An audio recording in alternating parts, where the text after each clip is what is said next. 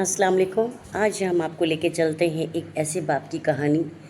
باپ کسی کا بھی ہو کبھی اپنے بچوں کے لیے سوارتھی نہیں ہوتا, خود غرض نہیں ہوتا. باپ تو باپ ہی ہوتا ہے, پھر کسی کا بھی ہو. باپ اس دنیا میں رہے یا دنیا سے جانے کے بعد اپنے بچوں کی پرواہ کرتے ہوئے جاتا ہے, رہتا ہے تو پرواہ کرتا ہے.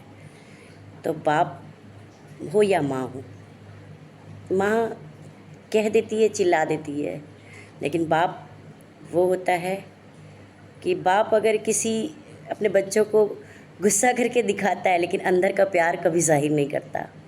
تو آئیے آپ کو اس باپ کی کہانی کے لیے لے چلتے ہیں, آپ خود سنیے. ایک واقعہ ایسا ہے کہ میں کیا بتاؤں, میں جب بھی سوچتا ہوں اس کے بارے میں میری آنکھ میں آنسو آ جاتا ہے. اچھا. وہ واقعہ یہ ہے کہ بامبے میں ایک مضافات میں ایک بستی ہے ٹرامبے, جہاں پہ بابا ایٹامک ریسرچ ہے, اس کے پاس ایک جھگی جھوپڑ پٹی ہے. وہاں پہ 10ویں کے رزلٹ لگے تھے, تو 10ویں کے رزلٹ کے بعد جو ہے ہوتا ہے کہ آپ انٹرویو کرتے ہو, یہ میرٹ میں آیا ہے, وہ میرٹ میں. تو وہاں کی جھگی جھوپڑ پٹی کے ایک معذور بچے کا, جسے اب لوگ ہینڈی کیپ نہیں کہتے ہیں بلکہ ڈفرینٹلی ایبلڈ کہتے ہیں, تو ایسے بچے کو 74% کی حاصل کرنے پہ میرٹ لسٹ میں اس کو مقام ملا تھا. تو مجھ سے کہا گیا کہ اس کا انٹرویو کروں. میں گیا, میں اس کے انٹرویو کے لیے, تو میں نے دیکھا کہ وہ بچہ اتنا ڈسیبلڈ تھا کہ وہ خود سے چل بھی نہیں سکتا تھا, وہ رینگتا تھا, دونوں پیروں سے اور دونوں ہاتھوں سے معذور تھا وہ, اور آئیڈیل اسکول میں پڑھا ہوا تھا. اس کا باپ بڑھئی تھا, کارپینٹر. تو میں اس کو دیکھا, میں نے اس سے پوچھا کہ یہ بچہ جو ہے وہ اسکول کیسے جاتا ہے؟ تو کہنے لگا کہ میں لے کے جاتا ہوں اسے. میں کہا کیسے؟ اس کی ایک بہن بھی تھی, وہ بھی معذور تھی. تو بولے کندھے پہ ڈال کے. میں نے کہا روز؟ تو بولے ہاں. بولے پہلے میں دوسری اگر کام کرتا تھا, لیکن اس کے بعد پھر جب بچوں کو اسکول کا معاملہ ہوا تو پھر میں نے کہا کہ نہیں, میں بچوں کو کہ اسکول کا نقصان نہیں کروں گا. میں اپنے گھر کے پاس ہی میں کام کرنے لگا, اور جب اسکول کا وقت ہوتا ہے پہنچاتا ہوں, اور لے کے آنا میری ہی ذمہ داری. میں نے کہا 10-12 سال سے مسلسل آپ کر رہے ہیں؟ بولے ہاں روز کر رہا ہوں. میں نے کہا آپ کو بوجھ نہیں لگتا؟ کہا نہیں. بولے مجھے تو ایک عجیب سی خوشی ہوتی ہے, میں بچوں کو جب آتے دیکھتا ہوں, جب تھکا دیکھتا ہوں, جب خوش دیکھتا ہوں, تو بولے وہ تو میری زندگی کی غذا ہے. بے شک. پھر یہ ہوا, اب میری سٹوری وہ جو ہے اردو مراٹھی سب میں چلی. تو اس وقت آبا کر کے آر پاٹل مہاراشٹر کے ڈپٹی چیف منسٹر تھے, انہوں نے اس سٹوری کو مراٹھی میں دیکھا اور باقاعدہ ای ٹی وی میں فون کر کے کہا کہ اس بچی کی زندگی بھر کی پڑھائی کا جو خرچ ہوگا وہ میں اٹھاؤں گا.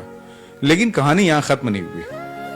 اس کے والد سے میرا ایک تعلق ہو گیا تھا, بلکہ ایک دن فون آیا تو میں نے اٹھایا نہیں فون, میں مصروف تھا. پھر میں نے فون لگایا تو سلام دعا کے بعد میں نے کہا اور کیسے ہیں آپ؟ تو بولے اچھا ہوں. میں نے کہا آپ کا فون آیا تھا, معاف کیجیے میں کام میں مصروف تھا, نہیں اٹھا پایا. تو نے کہا نہیں, بولے اصل میں ایک خبر آپ کو دینی تھی. تو میں نے کہا کیا ہوا؟ تو بولے میرے بیٹے کا انتقال ہو گیا. تو میں نے کہا کیسے؟ بولے ہو گیا, وہ تو اس کی تو طبیعت تھی ہی ایسی. تو میں نے ایسی طبیعت تھی؟ تو بولے ہاں, وہ تو جب پیدا ہوا تھا تو ڈاکٹروں نے کہا تھا کہ 1 سال جی جائے گا تو بہت ہے. تو میں نے اس بڑھئی سے پوچھا کہ آپ کو پتا تھا کہ یہ بچہ جینے والا نہیں ہے اور آپ اس کو روزانہ کاندھے پہ لے کے جا رہے تھے؟ میں نے کہا عموماً یہ ہے کہ ماں باپ کے دل میں ایک لالچ تو ہوتی ہے کہ میں بچوں کے پیچھے محنت کر رہا ہوں تو میرا بچہ بڑا ہو کر کے کامیاب ہوگا تو میرا آخری وقت میں میرا سہارا بنے گا. آپ کو تو پتا تھا. تو اس بڑھئی نے مجھ سے یہ کہا کہ امتیاز بھائی, کیا صرف اس لیے کہ میرا بچہ معذور ہے اس کو تعلیم سے محروم کر دوں میں؟ مطلب آپ دنیا جہان کے بڑے بڑے, آج ہم نے کیا کیا ہے کہ ہمیں ملینز میں جس کے ویوز ہیں اسی کی باتیں اچھی لگتی ہیں.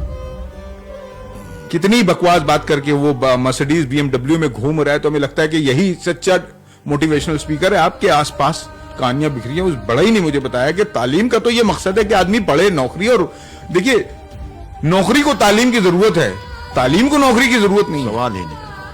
تو وہ اس آدمی نے تعلیم کا صحیح مفہوم مجھے سمجھایا کہ پڑھنا تو اس لیے ہے کہ یہ آدمی کو انسان بناتا ہے.